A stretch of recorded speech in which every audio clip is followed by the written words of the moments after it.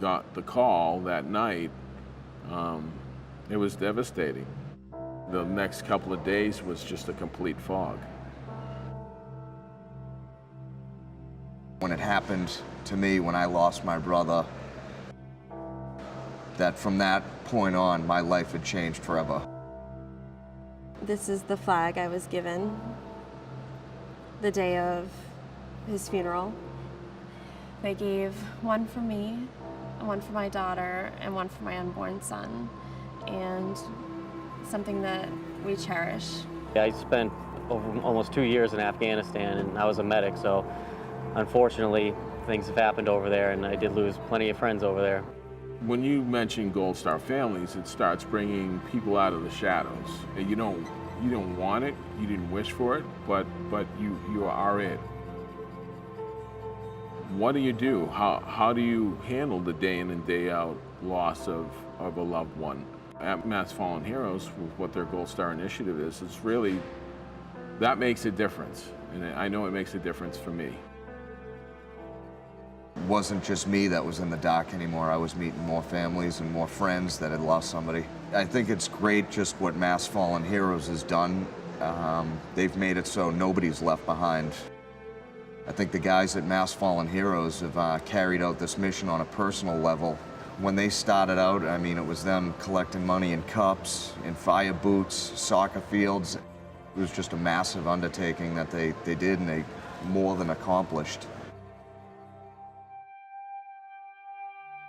Meeting up with Dan, you know, there's this you know, big guy, you know, red hair, definitely Irish, and you know, I mean, I was instantly, you know, taken to him because he just seemed genuine, very genuine. And we played against Boston Fire Department in just an exhibition game, and that's when I met Dan. We went out, had some drinks, and just started discussing Mass Fallen Heroes. And I told him, you know, I'm looking to come back home and be a fireman. And he's like, no problem, we'll get you taken care of.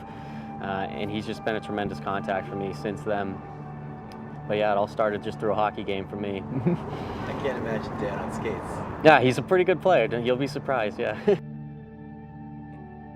When I knew the initiative was to get a monument inside of Boston, I was excited. Seeing that monument come down the middle of the night on that flatbed truck, man, I tell you, it just took my breath away.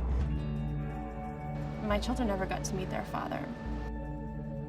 Them looking up and finding their father's name, I mean, you just saw this bright smile on their faces that their daddy's name is there, and people are going to come by and see that name and read that name and remember him. This is somewhere I can always bring my children to celebrate his life. This is something permanent, a permanent place for the families to go.